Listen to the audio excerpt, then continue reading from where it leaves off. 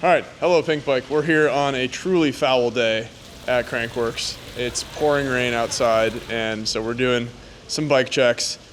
Possibly the most unique two-bike quiver I have seen at Whistler. Certainly this week, maybe ever. This is Anthony. Hi. Man is from Alberta. Yep. Where exactly? Sherwood Park, Alberta, just outside Edmonton. Sweet. So he came to me yesterday, showed me one of the bikes, piqued my interest, and now we're here to poke around both of them. Up first, we're going to take a look at this Canfield Jedi. On first glance, looks like a downhill bike, but the closer you get into it, there's a lot going on here. Do you want to run us through just like the broad strokes of the build before we get to some of the finer details here? Yeah, sure. So this bike was originally built to be a park bike that I could give to friends. So I put a Hammerschmidt on it. That's a 2-speed gearbox thing. And it was originally a dingle, so it was originally dingle speed. Brakes are reversible easily so that friends can ride it, because I like to ride moto. Everybody mostly rides regular. Yep. Pop the pin, swap. Very cool. So no bleeding to share bikes with friends. That's pretty slick. Does Hope make that? It's a Hope listed product, Uh-huh. but the company that actually makes it is Zeno. Interesting. They're out of Taiwan. Huh. Yeah, just something beefy, all coil, so that easy, don't have to worry about bomb-proof parts. And then I decided I wanted to race Psychosis last year, so things got real funky real fast. Yeah, so out back here, he's got a SRAM Force derailleur, which is like a gravel group set, electronic, wireless, still with the Hammerschmidt up front. So 24 speed. 24 speeds.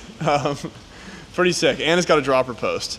So check that out. And the Hammerschmidt shifter works with the dropper. So this is actually a dropper / lockout from like a Trek whatever. Whoa. XC bike. Okay. Because the Hammerschmidt doesn't care how it's actuated, oh, really? as long as the cable pull is there. Okay. So Yeah. it's just like a certain distance has to be pulled and then you're good to go. Yeah, exactly.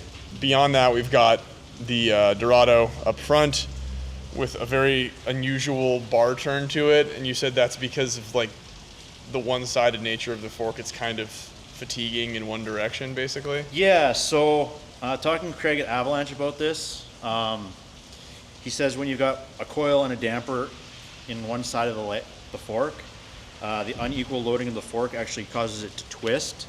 So through riding, the bars turn. It's kind of weird and unsettling at first. A little unsettling. But as long as you're looking at the wheel and point the wheel where you want to go. All right. Yeah. You can adapt. Yeah. The human mind is adaptable. Yes. That much is true. Very adaptable. I mean, what a looker, if anything. What's the rise on the bars? These ones are, both bikes are 75 mil rise. Okay. Upright is all right. Other cool thing, in order for the Hammerschmidt system to work, you have to have all the little bits and bobs, including the cranks, which were quite long. Yes. From stock. He had them shortened down to what, 155, you said? Just another detail on here. This bike even has a cadence sensor, so he can keep track of wheel speed, cadence, all the data. So you can have the Garmin up front. Yeah. On the downhill bike. Yeah. Very cool. Do you always run it like as we see it? Obviously the drivetrain you mentioned does change here and there, but sometimes it's full 29er. Last year when I was here, it was on carbon wheel set. This was the original envisioned wheel set for the bike. Cool. Aluminum, cheap, bomb-proof, FR541 rims, Hadley hubs. Sturdy. Yeah. When friends ride it, do they like it, or is it just like their first time on a downhill bike and they're stoked? My buddy and I, Jeff, last year were at Kicking Horse. We basically we're trading positions, and it was just a riot. Sick. Yeah. Awesome. That's the dream. Yeah. Should we move along to your personal rig? So now onto something similar but very different. We got the Gearbox Zeroed G3 with Smart Shift. Yeah, not just any gearbox. I think really the main attraction though is the monster up front. Yes. Talk us through why you went with this fork, but then broadly what the deal is with the full build. So again, racing Psychosis last year. Been very interested in gearbox bikes for a while as I was dabbling with the Canfield with that concept. Got a hold of Zeroed last year. Their bikes are hard to get right now. due to demand. I'm guessing from the gearbox purse Yeah, I think in the downhill circuit, and outside of Gamix, they're the only readily available bikes. So also Psychosis inspired with the 2003 Monster T. It was a T2. I sent it to Craig at Avalanche. He put 2 of his damper cartridges in it.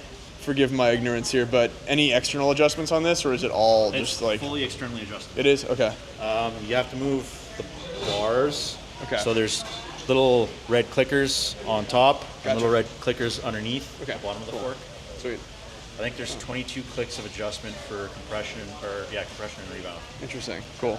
And do you have to like adjust them as a pair? I believe so. Yeah, that makes sense. Okay. Because it's twin damper. If it was single damper, you wouldn't have to. Yep. But being dual damper, you do to the left, you want it to go to the right. Yeah, makes sense. Seems like another pretty bomb-proof bike. Yeah. Do you know how much it weighs? 50 pounds, 6 ounces. 50 pounds, 6 ounces. Throwback to 2002. That is beefy. Yeah. But, I mean, kind of a no-nonsense build. Again, it's like, I mean, you've got carbon wheels on this one, Yes. so that's something. But I try to spec my bikes all in a similar fashion so that spare parts can transfer between the bikes. Yep. So Hayes brakes on pretty much every bike I own. Okay. Bomber CR, cheap, bomb-proof, Yep. super tunable. Yeah, super tunable. It's got the 9-speed gearbox as opposed to the 6. Okay. Because that's all Zero had at the time, although I did want the 9-speed box. Cool. And then the vented 220 rotors. Sick. When we first met each other, he was just coming off practice on the 1199 track, and you were on this bike. Yes. Correct. And due to the weather, no longer racing, but suffice to say, they can handle pretty gnarly trails. Both bikes are capable of riding stuff way more than I can ride personally. Cool. I mean, I guess this is like the broader question with an extremely unique build is like, do you feel like the bikes on the market aren't catering to someone like you, or is it more just the joy of building something unique? The joy of building something unique. Do you have a preference between the two of them? It's interesting when I'm fatigued because the Jedi is set up considerably softer than the Zeroed. Yeah. But the Zeroed is like super quiet. Are you pretty sold on the gearbox generally, or do you think like drivetrain and Hammerschmidt works pretty well? I mean, that works really well, but that's just easier and quieter. Yeah. It's clean too. Yeah. You also mentioned you were going to have North Shore Billet machine you a new I'm trying. shifter situation. Yeah, I'm trying. Turns out the pinion shifter mounts for the Smart Shift is fairly fragile. Yeah, it's like pretty brittle plastic, Yes. and it just kind of hangs in like a precarious spot. Yeah. Practice day for the OGDH, I knocked it off, Oh shit. Okay. just going into a berm. It's like epoxied on right now, but couple coats of JB Weld.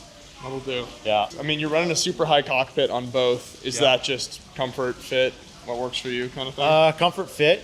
Staying high on the bike is nice. Yep. Gives confidence on that real steep stuff. Cool. So, I mean, I do like to ride steeper things, Yeah. more technical things. Hey Peter, you want to do a bike check? It's my bike. Yeah, we can pretend it is. Yeah. It's pretty cool. I mean, yeah, these are cool builds. Just like sick to see something that's like tip to tail unique. You know, there's a lot of like cool elements of bikes around the bike park, but it's rare that you see something like quite as thoroughly one-off as these. What's next? Maybe a Tora Oh, okay. Sick. or something just like completely custom built. Cool. Sick, man. Thank you. You're welcome. Yeah, appreciate the time and love a unique build. So, sick. That's a wrap, folks.